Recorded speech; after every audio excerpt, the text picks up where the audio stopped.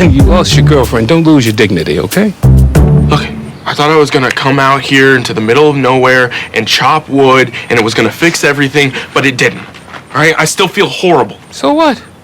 You're a black man, right? We don't get to cry in public.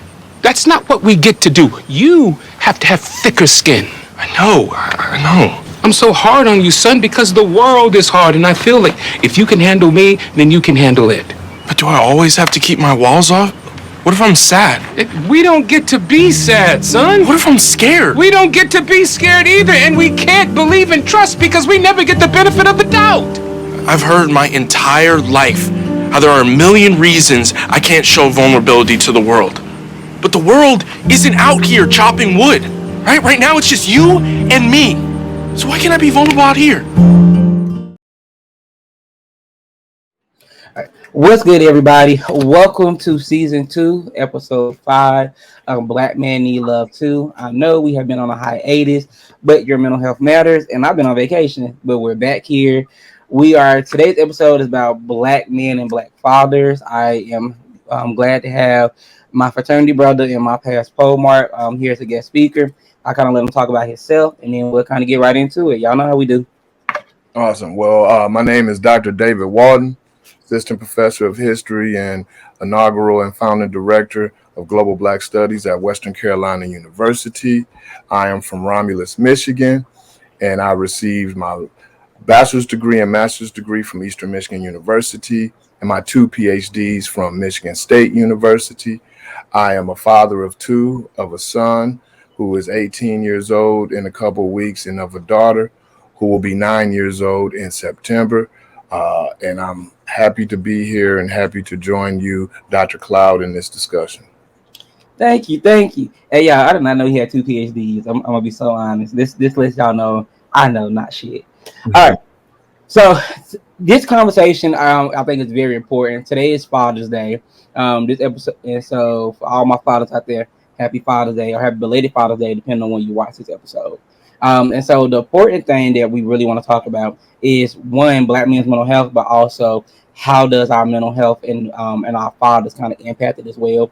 So I think my first question that I want to start with, and I always do heavy hitter, is do you think that the lack of black fathers in the black community really impacts black men as they kind of merge into adulthood? Certainly it does. The lack of or the presence of fathers in any community greatly impacts the mental health and the mental development of boys and girls, but particularly we're talking about boys transitioning to men in any community. They are models. You know, we often use the term role model, but when we unpack it, you know, you have role models of models to follow, and you have role models of models not to follow as well.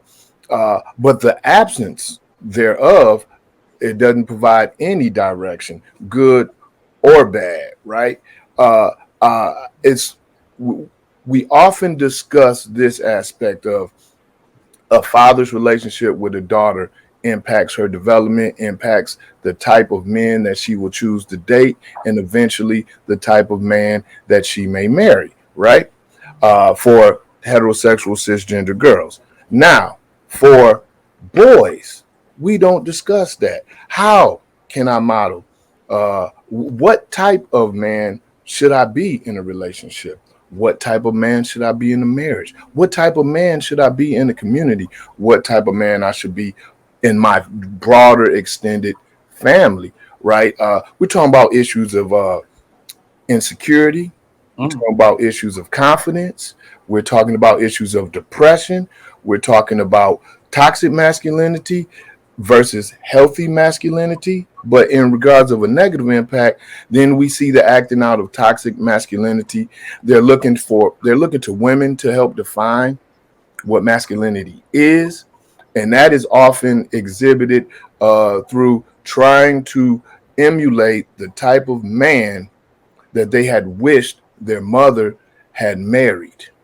And that is can be extremely harmful because you're dealing with the fantasy of a particular woman, your mother, which may be achievable or unachievable, which may be realistic or unrealistic. So if it's unachievable and unrealistic, then you're living your life trying to achieve a goal that is unattainable, right? And that directly leads to depression, that directly leads to insecurities, that directly leads to lack of self-confidence, and I would say equally important as all, lack of self-awareness.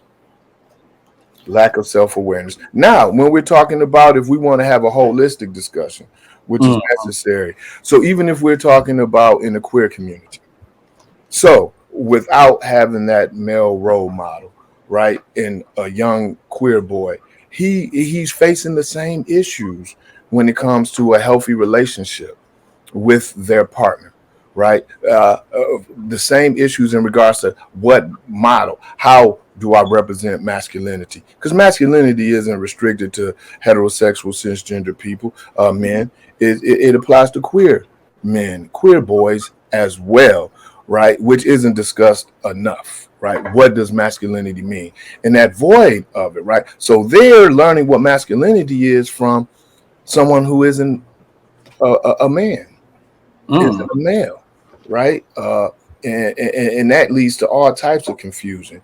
And I'm not a psychologist or psychologist or a psychoanalyst, but I do know by reading, one of my fields is Black Studies, of reading the works of people like W.E.B. Du Bois, Carter G. Woodson, Frantz Fanon, how, right, how these types of things does impact someone's self-view, right? And then if we understand one's self-view determines one's actions. You can predict someone's actions based upon their self-view. If someone says I'm a thug, we can predict certain type of behavior from them because that's their self-view, right? So that lack of healthy self-view leads to all types of mental health issues.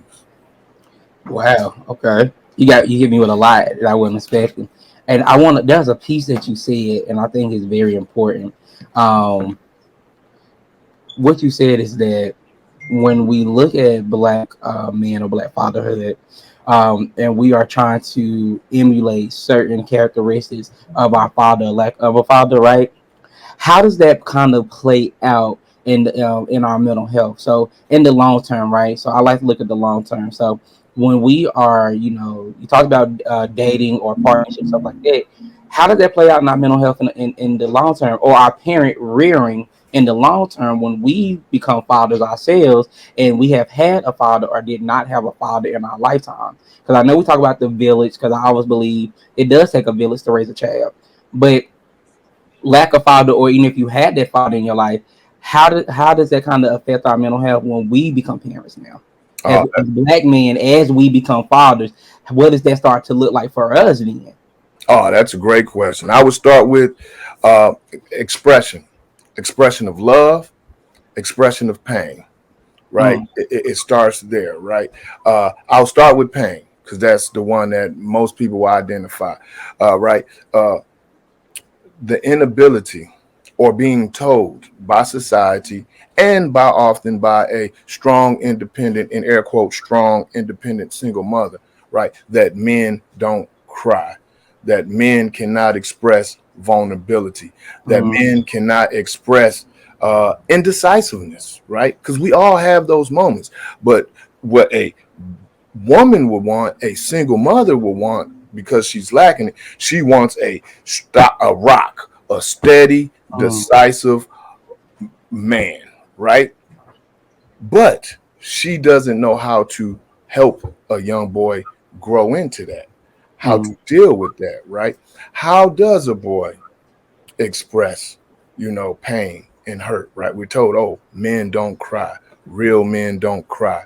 Real men doesn't exhibit doubt, doesn't express doubt, right? All that is extremely unhealthy. So what is that going to lead to? That's going to lead to not just a teenage boy, but also a young man and then an older man who can't express their hurt. Right? And that leads to mental health issues. That leads to things like domestic violence, right? That leads to child abuse, right? I'm frustrated. I'm hurt.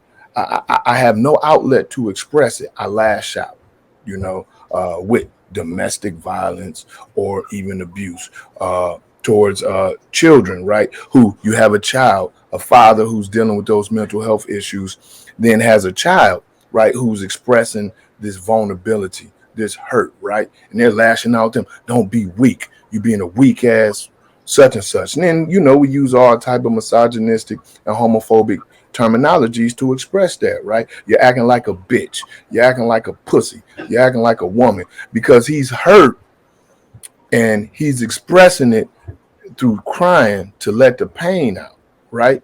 Not being provided with an outlet to, all right, now you've let that out, and this is how you redirect that energy. This is how you deal with this internally. This is how you work through it. And there's no model because quiet is kept, despite what anybody say. Every man that I've ever met in my life, I guarantee you 100%, they've cried. They might have cried alone, but they've cried, right? Right, I've cried. I've cried. I'm admitting that. I've cried for many different reasons at many different times in my adult life, right? Now, when we look at it from the other aspect of how to express love, right? How does a father express love to a child? A healthy father has many ways: hugs, kisses, empathy. You know, how many times, you know, have we've seen a father hug his son, right? And when we see it, we think it's beautiful. But some people see it and see something else, weakness, right? You know, but how do we express love? We have to, you know, that's come from experience and modeling. You know, there's always these pictures that come around this time every year of a father kissing his toddler or young son. People, what's your thoughts? And people say, oh, it's this, it's that, it's gay, it's this. Oh, it looks like it might be child abuse and all these other things. Because unfortunately, in the Black community, we don't have enough representation in popular culture and popular media of that expression of love, in this case from father to son. That's why, you know, when I talk about to my students television shows, and they think that Dr. Walton, you just being OD, you're going too hard. And I say, no, like what shows? I remember one of my favorite shows, I'm a sci-fi guy, is Star Trek Deep Space Nine. And the main character is a character named Commander, and then he became Captain Benjamin Sisko, played by the very renowned stage actor Avery Brooks, right? And he had a son, and his son name was Jake. And one of the most powerful things about him, his character, was his relationship with his son. He would hug his son. And his son was a teenager and grew to be a young adult over the course of the 7 seasons of the show. He would kiss his son on the forehead. He would kiss his son on the cheek. He would hug his son. They would cry together when they both suffered loss together or trauma together. It was a model of Black fathers showing love to their Black sons, and in a very healthy and an appropriate way. And now, mind you, the part of the reason that made that interaction so powerful, this is, for all extensive purposes, a military commander. You can't get more uber masculine than that. Yeah. Right? Even some notions, if you want to analyze it, some expression of hyper masculinity. But seeing him express that love between him and his son. And then they had a couple episodes with Commander Sisko, Captain Sisko, and his relationship with his father. And that, so we saw a generational, we saw where he modeled that type of love and expression from father to son, Black fatherhood from father to son, you know. So it definitely impacts mental health. But part of it is on the individual mental health of each child as well.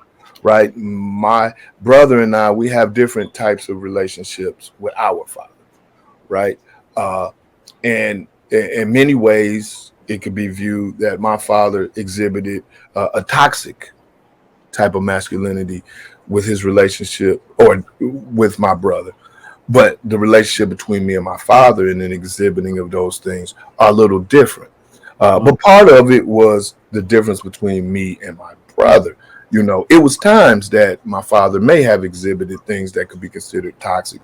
I was an adult, had a bad experience, and I was angry and I cried. And his initial response was similar to what he would have responded to my brother. But where I was, my mental health, I was able to push back, clarify, and we got an understanding. And then that continued us on a positive path. Right. So now if I get upset, and I've had to call my father years after that on the phone, I'm hurt and upset about personal things I want to express here. And I'm angry and I'm crying. And I called him because I needed someone to talk to. And his response was totally different than that initial one years ago when I came to him. But it was my response to his response that helped set the table for our relationship moving forward. Right.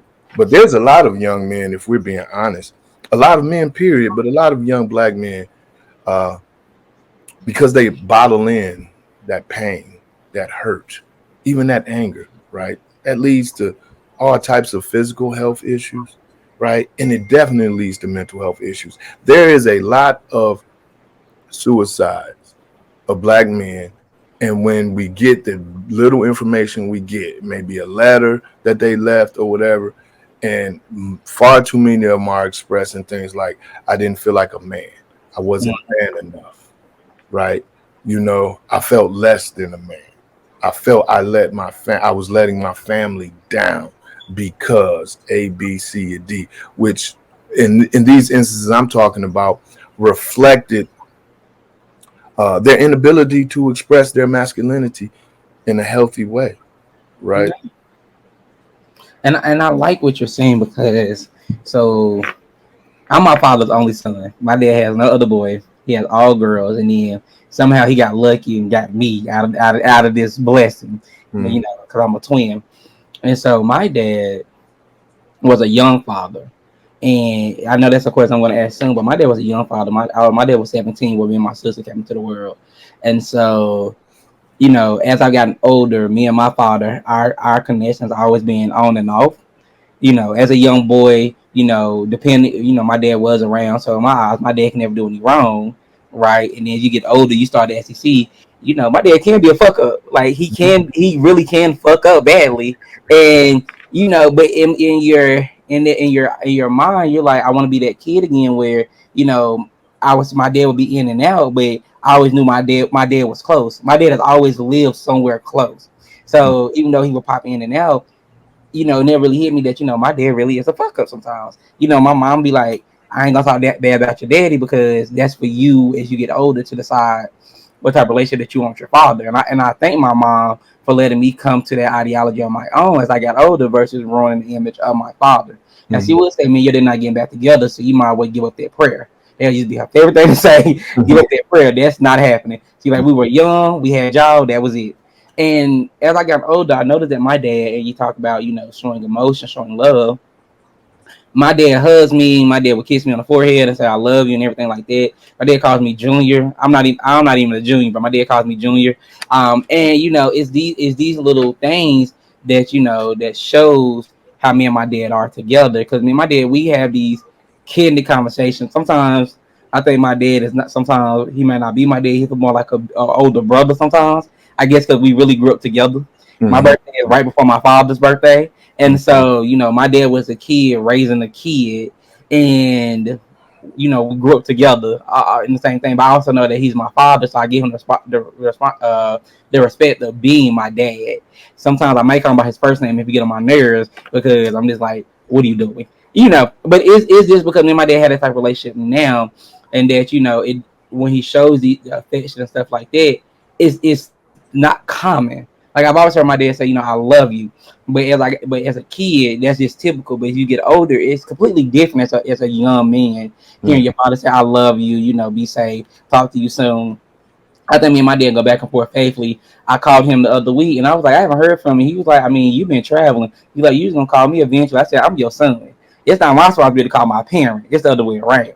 And he was like, see, you know, but we do that and stuff like that. And so that is a question I want to ask.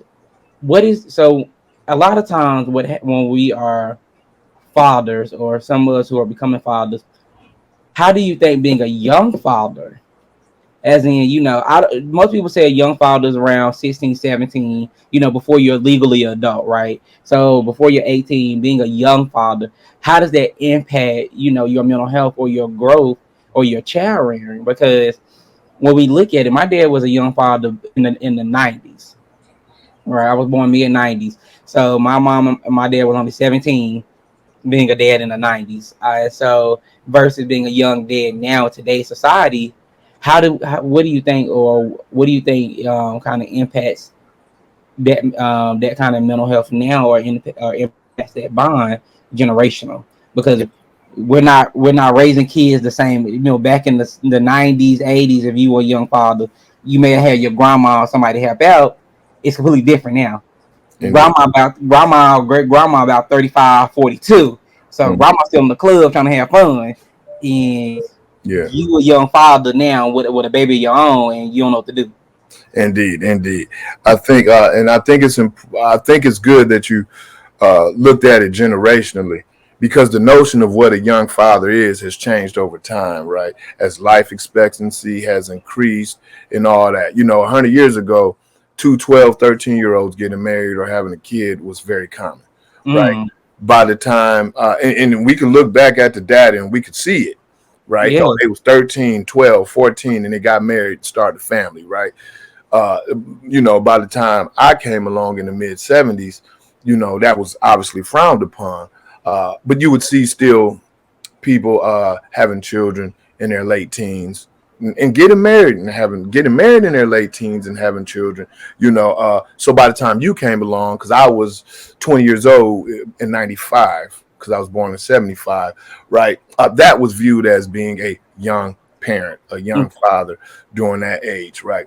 But I'll say this: fear. Can you imagine the fear, anxiety, insecurity, unsureness that your father and your mother, but in this case, we're talking about fatherhood, that your father must have been experiencing, right? In his mind, and in his heart, I guarantee you he had many upset stomachs that were all resulted from just psychological anxiety and fear, and maybe even a little bit of depression of, I may have let down my parents, your grandparents. I may have mm, let them down. I may have let the community down or the church down if he was involved. So it's a lot of fear, a lot of fear. And what we now know, people have said it for a while, but no, unfortunately, many things in the black community people don't accept until a white specialist says it. But it's just the facts. What we now know is in the womb, fear and anxiety can be transmitted to the fetus and to the child mm, in the womb, right? And it can alter the DNA, and it leads to what one scholar framed as nervous conditions, mm, but it's neurological conditions, right? And I wonder if so much more of that we're seeing in this generation of young people is related to that, uh, mm. right? Is that and the awareness of mental health, so people are getting help. But nonetheless, yes. So he, as you pointed out, he grew up with you. Mhm. Y'all grew up together in many ways. A lot of mistakes, a lot of figuring it out happened along the way from his perspective, right? Just things that he didn't know, that he probably has expressed to you, and if he hasn't, he's definitely thought about it. If that if, and I hate the if, because if it was a fifth, we'd all be drunk. But if I could do it different, or if I could tell my young self this, I guarantee you there's plenty of things that he said he would have done differently. He would have made a different choice. But at the time he didn't know, right? Mm. And then that fear of the unknown, right? That I don't know what to do. You know, definitely, definitely. And now today, man, and we add in this rampant substance abuse of the younger generation, right? Of those that are between the age of 15 and 25. Mm. This rampant drug use. With the lean, that's the codeine, the oxycontins, the Percocets, the Molly, just put in any rap song, you will hear the list of narcotics that they are using, right? Which definitely affects people's mental health, right? Like with the Molly, MDMA, whatever, right? They used to call it the terrible, and ecstasy. Ecstasy and Molly, they come rooted from the same drug, right? We talk about the terrible Tuesdays, because released all this serotonin and all this other stuff. So you're on this deep downer for a couple days. You know what I'm saying? You're a young parent, you're trying to parent during that, doing those downers. You know what I'm saying? I mean, even with overuse or abuse of marijuana, right? The thing is right, in many ways, although cocaine is an upper, it applies to that as well, where if you abuse it, eventually you have to use the narcotic to feel normal, to get to normal, right? It's like when an alcoholic, right? An alcoholic can drink a lot of liquor just to feel normal. But someone that doesn't use, that isn't an alcoholic, and they drink all that, they're going to be drunk. You know what I'm saying? So, you got this depression added on to all the other things that we've discussed as a result of the instability of the changes in the chemistry in your brain because of these substance abuses, is making it even much more of a crisis in regards to that's my mom's dog, a young parent, a young father in this case, right? And then it's this unhealthy behavior, right, that is modeled in some, right? And what happens with young fathers and mothers, but I've seen too frequently, we try to treat our children as our friends, and we try to create our friends in our children. Try to dress them up like we dress. Try to dress them up like our favorite rapper. Thank you, Mama. We try to give we try to give them the values of our friends. You see what I'm saying? And with women, now we're talking about the absence of fathers. Too many of them are dressing up these boys as the boyfriend they wanted. I'm just being quite honest. No, and I agree, and I fully agree, because I've heard this statement plenty of times, so I can agree.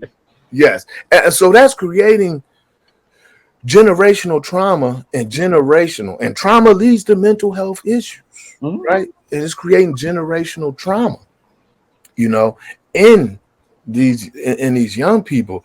And it's tough. That's when you got the young father trying to make their son 5-6 years old into a gangster, to a hood, into a real nigga. We'll put it like that. Let's get right to it. To a real nigga, and they talk to him like it, and they impart that in them. They got them thinking when they go to school, the ops.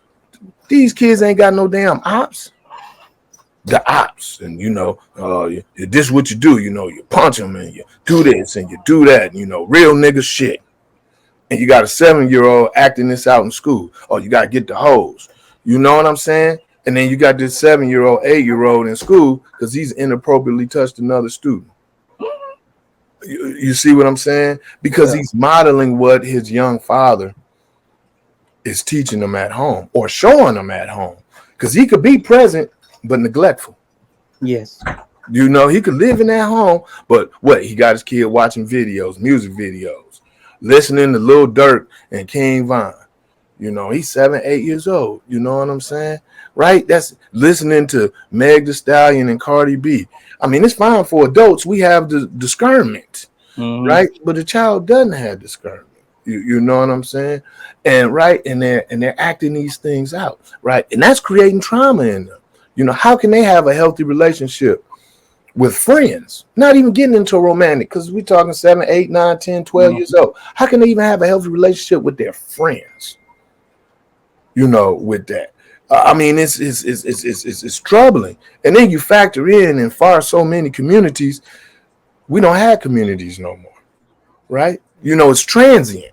People come, live 3 or 4 years, moved out. Come 3, 4 years, move out, right? So then you're not even, these young people aren't even able to establish these long-term friendships. This summer, I went to my 30th high school reunion, right? And and we were talking, and many of those people we started pre-K together all the way through high school. It's odd to mention that now, right? You get Facebook posts, social media posts. How many of y'all still got real friends for 20 years? Real friends from high school? Are you still friends with your best friend from high school? And my generation, we look around like, bro, I got friends for 48 years. I got friends for 47, 45 years. You know what I'm saying? And we still are friends. So because we came up in the community, though. Yes. It wasn't simply, it was our choice. We came up in the community.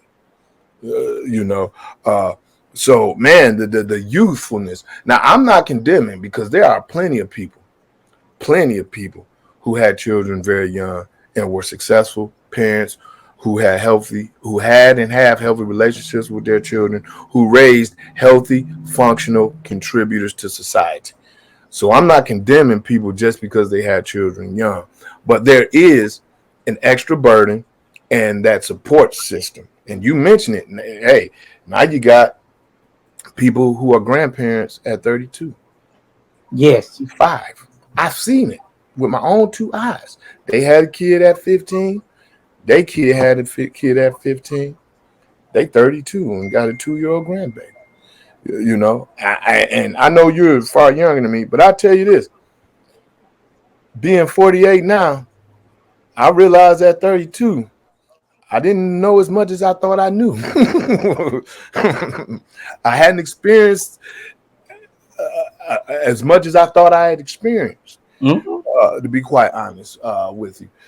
But because of the problems in the Black community with killings and drugs and recidivism and mass incarceration, 32 seems so old in our community.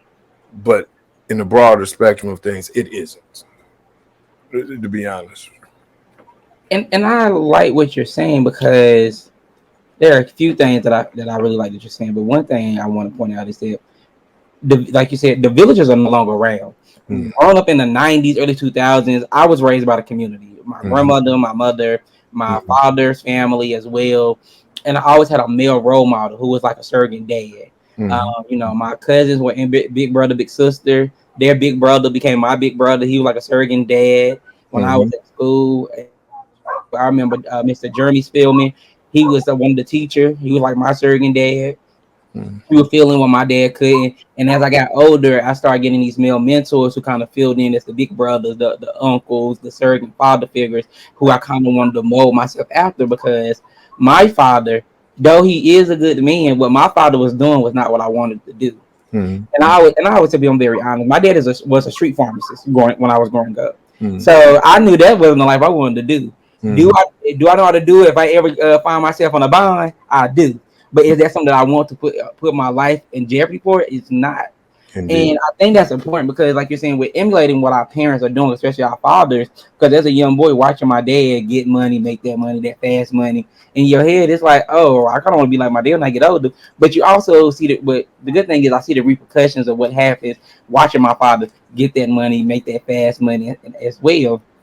Yeah, our statute of limitations is over, so you really can't arrest this man no more. So we're just gonna put that out there too. But I'm just saying. But and another thing that I really found interesting is that as you're saying, that we talked about, is that grandparents are now young. My dad will be 46 this year.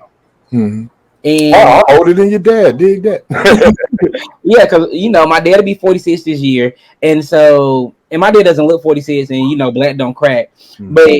Even when I talk to my granddaddy just had his first grandchild. I want to say my little niece is about 3 or 4 right now. And my dad was like, I was not expecting to be a grandfather around this age yet anyways. He was like, but but at least it's later in my life, like you said, because he's like, I'm a little bit more wiser.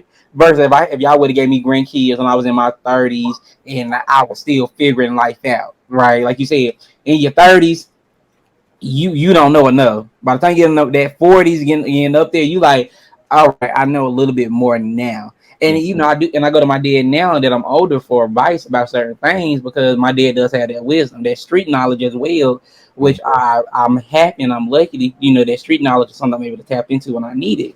Mhm. Um, there was another thing, and then another thing that I really found interesting, and I think this is a very important question. Well, at least a very important question. The first time I ever seen my dad cry was last year. Mhm. When I graduated with my doctorate, and we were sitting there, and you know, everybody was giving their speeches to me and stuff like that. Very emotional moment. I was crying too. I was like, at this point, we just gonna cry together. And I just heard this big sniffling behind me, and it's my father crying. I've never seen my father cry, and it caught me off guard like a deer in headlights. Cause I'm like, I know this big man ain't over here crying. Mhm. And it was just a very shock moment for everybody because my dad has always been this kind of front face type of guy. So you've never seen my dad cry before or so any type of that type of deep emotion. And I remember my dad said that, you know, I was everything that he never thought to pray for. Because I had did everything that he didn't know was possible for a black man to do. Having got my bachelor's, got my master's, and got a doctorate, you know, and having a son who with the title of distinguished of being a doctor was you know, unimaginable to somebody like him. Especially how he grew up, he could never imagine that his child, his only son, would be the one to kind of do that, and it was a lot for him emotionally. And so it was very interesting because I got to see a side of my dad I never got to see, and I think that's a thing that a lot of men never get to see is seeing their fathers vulnerable or in that moment that type of vulnerable. Because I really was like, I ain't never seen this man a day of my life. I don't know this man right here.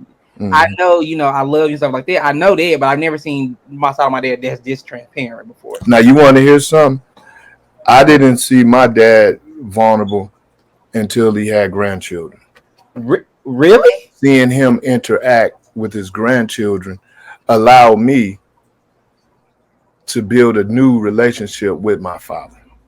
When I Wow. was in high school and undergrad, I didn't. Me and my dad didn't get along. I was rebelling. He was working too many hours. I would do things to get his attention, and it didn't work because he had to work to take care of 1.5 homes, his home, and the child support and stuff that he needed to provide. That's the half for me and my siblings. But when I saw him with my niece, and she's the second oldest grandchild because my sister moved to Virginia with her. She's my the youngest sibling, but she had the first teenage, right? But nonetheless, so it was my brother's oldest child, and my mom had to raise her because he was in the military and got a divorce, and her mother, whatever. My brother had to raise her, but he couldn't, so my mom ended up raising her, and my dad came in to help. Right, so my parents raised my niece as their child, right? So I call her my sister, daughter, niece. She's like all of that. Our relationship is like that, right? In the black community, that is normal. So Indeed. So, but his relationship with my niece allowed me to see my father in a different light. That was the first time I saw him vulnerable in that light. You know what I'm saying? and and I'm glad you said it because that leads into one of my questions. Is the vulnerability piece, right? So we've kind of talked on so many subjects and so many topics about the black community, black fatherhood, and the impact that it has on black men. And we talked a little bit about vulnerability, and you know, we talked about exactly, you know, men don't cry, right? Or you know, why you acting like a woman and stuff like that. And so my question is, why do black fathers? I can't say we because I don't have kids yet, but why do certain black fathers, find it very hard to either one be vulnerable with their children in times of hurt, or two feel like that it would emasculate them to be vulnerable to show their children that they're human. Indeed. I wish I had an answer for you in that regard, but I suspect, and the reason why I say that is because I've taken a different approach with my children, particularly my son. But I suspect it's the weight of the world on their shoulders, right? They're fighting society. They're constantly fighting. They're constantly in the warrior mode, right? You know, And I think that impacts their relationships with mothers, with our mothers as well. Right? Is that they're constantly got their guards up. They can't afford to be weak in their mind. They can't afford to be vulnerable, right? Because the society is going to chew them up, right? Mm. As the problems in the Black community in the post civil rights era, right? And we're talking about the donation of narcotics in the Black community, with heroin in the 70s, and then cocaine in the 80s, and continued into the 90s, and et cetera, and all the problems, gangs, crime, all this, right? So in the Black community, can't afford to be weak. They're going to be eaten alive, right? And then in the broader society, because of structural racism and all these other things, can't afford to be weak. They're either going to get eaten alive. Can't afford to be weak at the workplace, at the job. We're going to be taken advantage of. We're going to be eaten alive.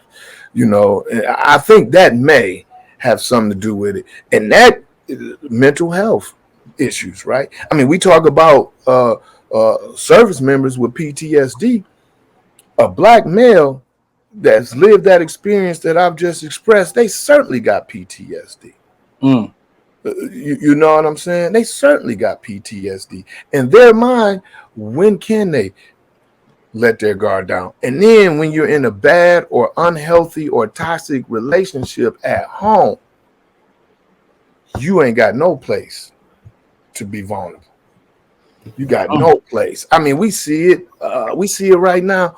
I see it from women my generation, born anywhere from 1970 to 1980, through social media. I see it. Women, I don't need no weak ass nigga crying. Mm-hmm. You know what I'm saying? I'm like, wow, straight up. So what if his mama died? He ain't supposed to cry? Exactly. What if his daddy cried? He ain't supposed to cry. What if his best friend for 30 years dies? He ain't supposed to cry? You know what I'm saying? Like, this is asinine. I don't want no weak ass man. Blah blah blah blah blah blah blah blah. So at home with women like that, they can't even. So they have no quarter. So what do? We turn to other men, and then because heterosexual cisgender Black women has weaponized homosexuality against Black men. We ain't talking that. People don't talk about that. They don't talk about that. These women, they feminists, even these gay women. I've seen it with my own two eyes, heard it with my own 2 ears. Oh, what is you? You gay? Oh, you a fag?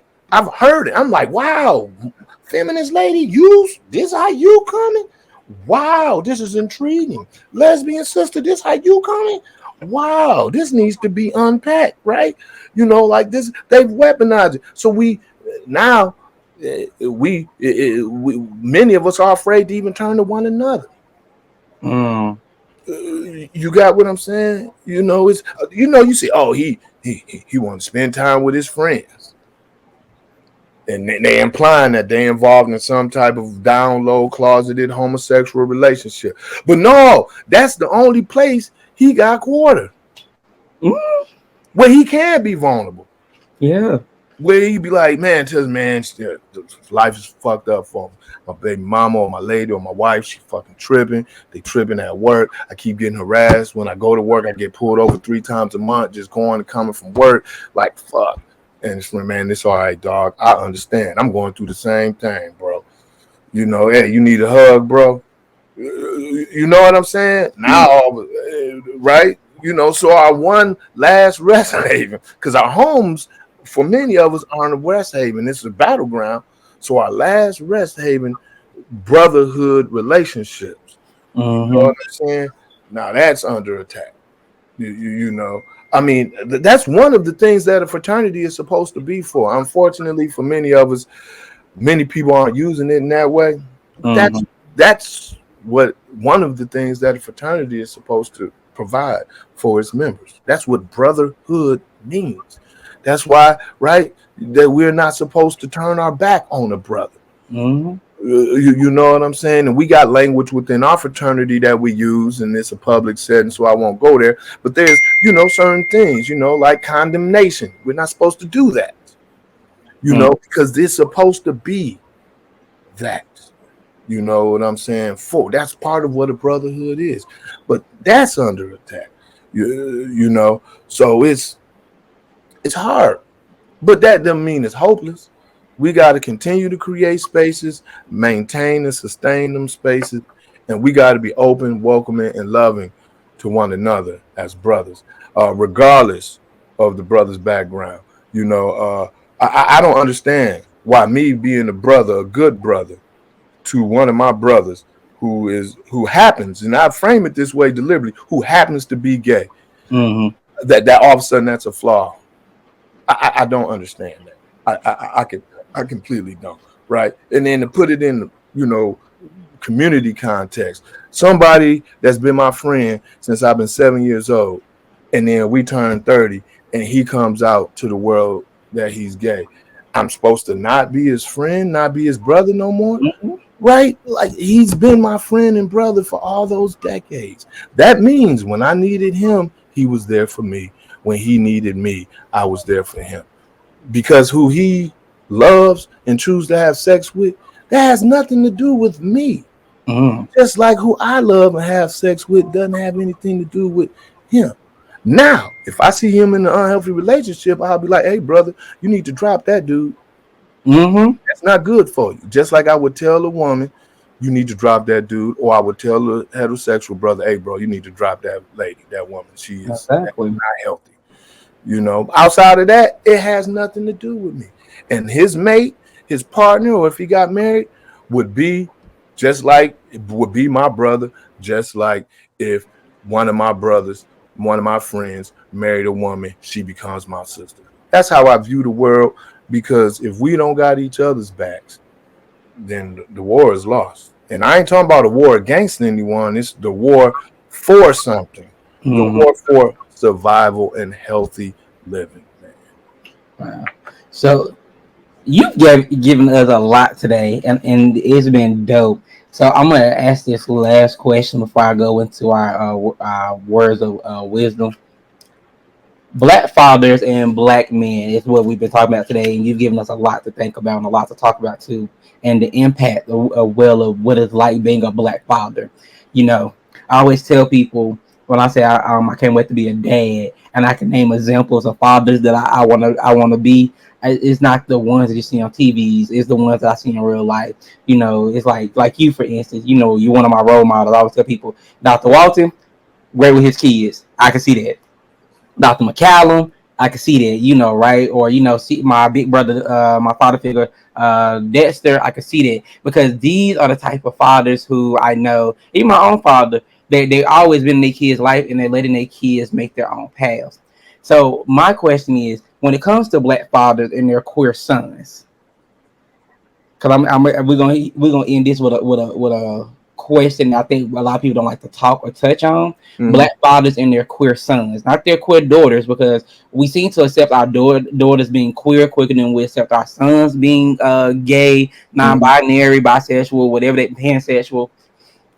When it comes to black fathers and their black queer children, LGBTQ plus children, why does it seem to be such a big, trying to find the right word right there, a big disconnect in that aspect of we can accept our daughters who may identify as another sexuality that's not heteronormative, but when our black son is identifying something that's not heteronormative, we seem to have a disconnect going on. So why is that, or what do you believe is the preliminary issue for that big disconnect, and how can we move forward to kind of bridge that gap between black fathers and their queer sons who may be watching, who may be having that type of disconnect with their father?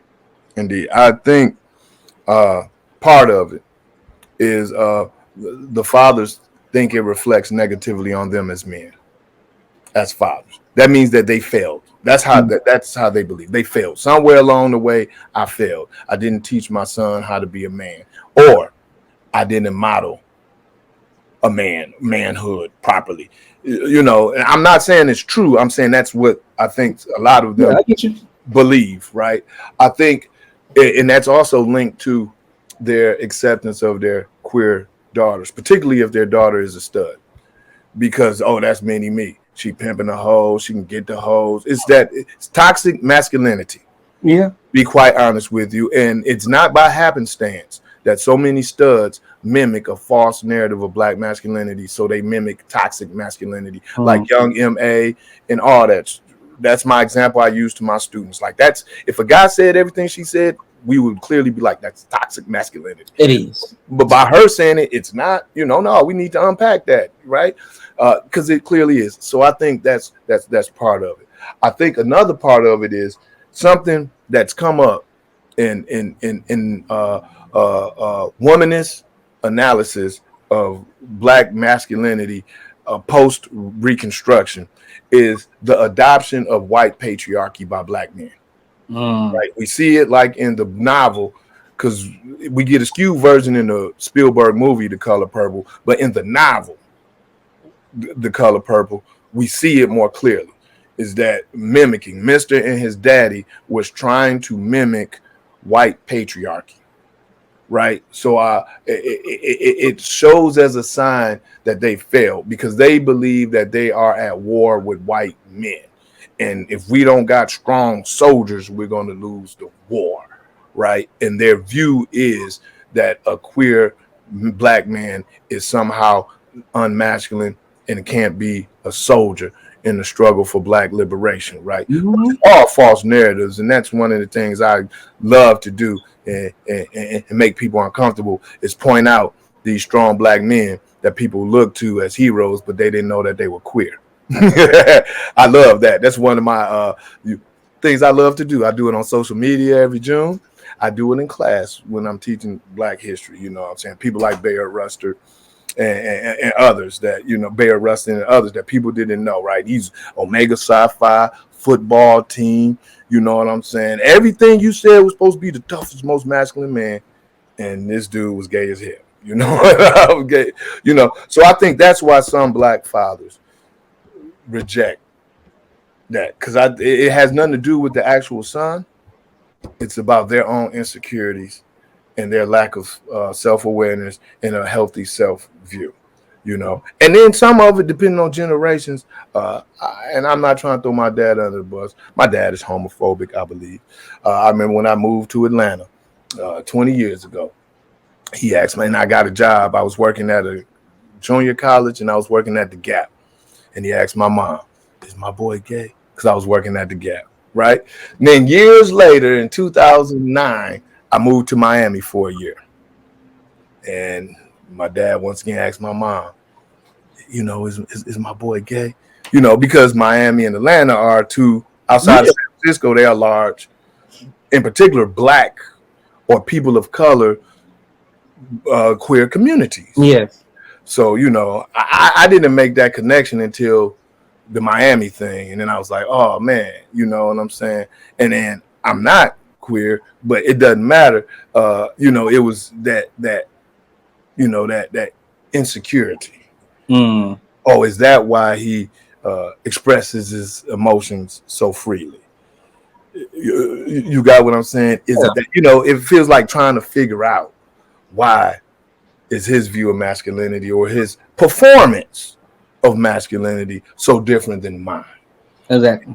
So I think part of it is their own insecurity and their own warped notions of masculinity and their attempt subconsciously. Now I'm going back to Du Bois, Carter G. Woodson, and Frantz Fanon once again, but their own colonized mind and their attempt to replicate white patriarchy. Wow. That's what I sincerely believe. It's rooted, part of it is rooted in that.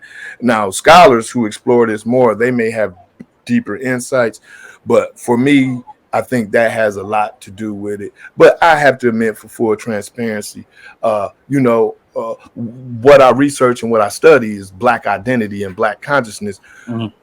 So I'm going to be predisposed to look at that initially. It is that angle. but I believe that has a lot to do with it. And then we have a lot of false history. People like Dr. Umar Johnson, who says that it was because of the transatlantic slave trade that black people became gay. When I found evidence, because one of my subfields for teaching, not research, but for teaching, is slaveries and slave trades, pre-colonial Africa, as well as the external slave trades, the Arab slave trade and the transatlantic slave trade. So there's primary sources that show that it was black men who got on the slave ships already gay.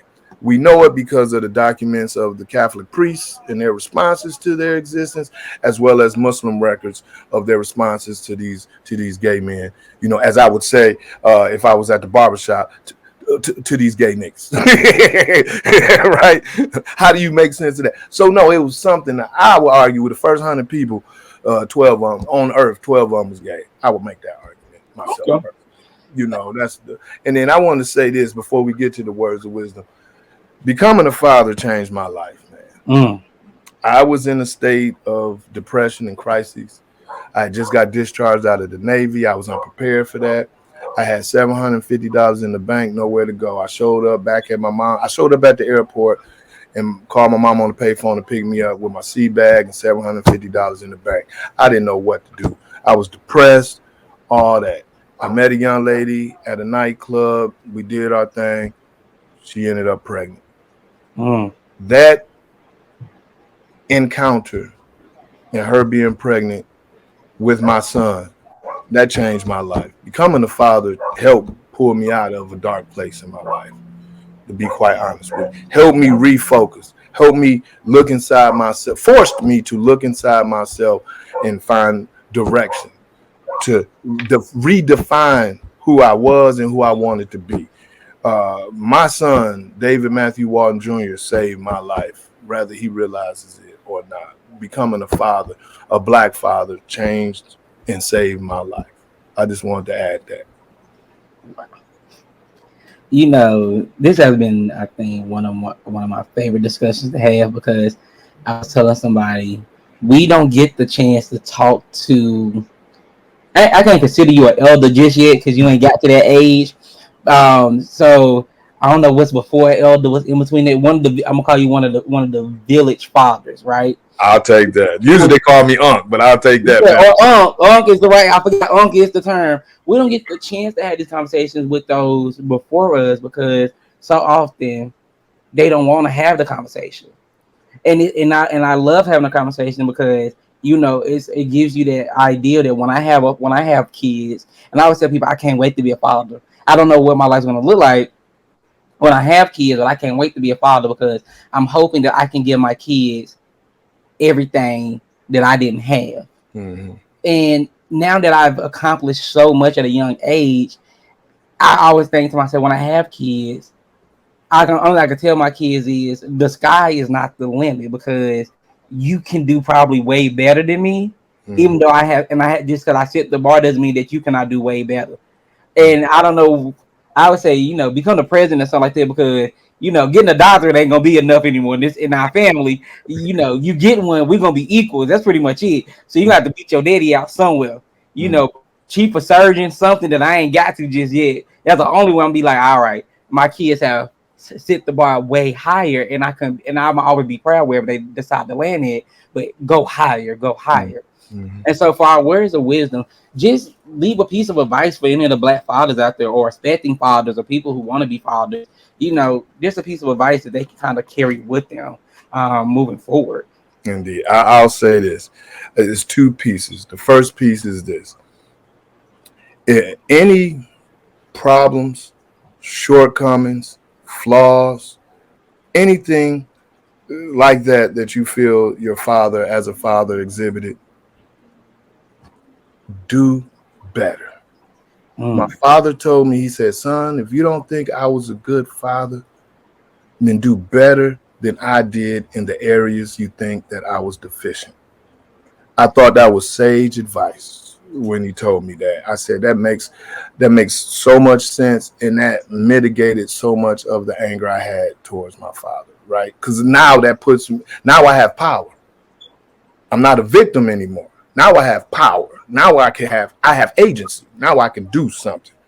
And then lastly, I would say, Don't, you're going to be afraid.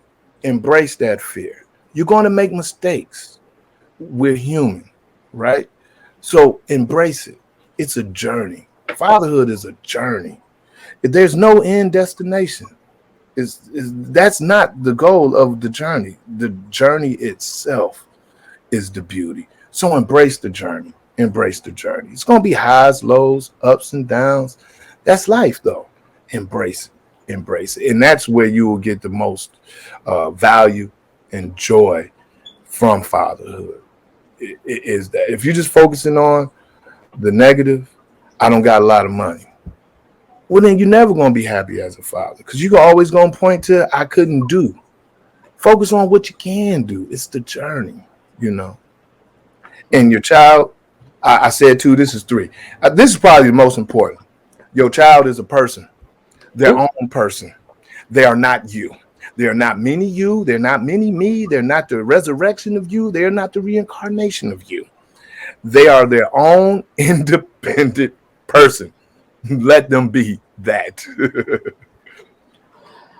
Yo, I cannot agree more with this advice. I actually don't have any words of wisdom today for this session because I'm full in a way, and I think that's very good when I'm full after having this type of discussion because I've learned a lot, and it lets me kind of do some inner thinking.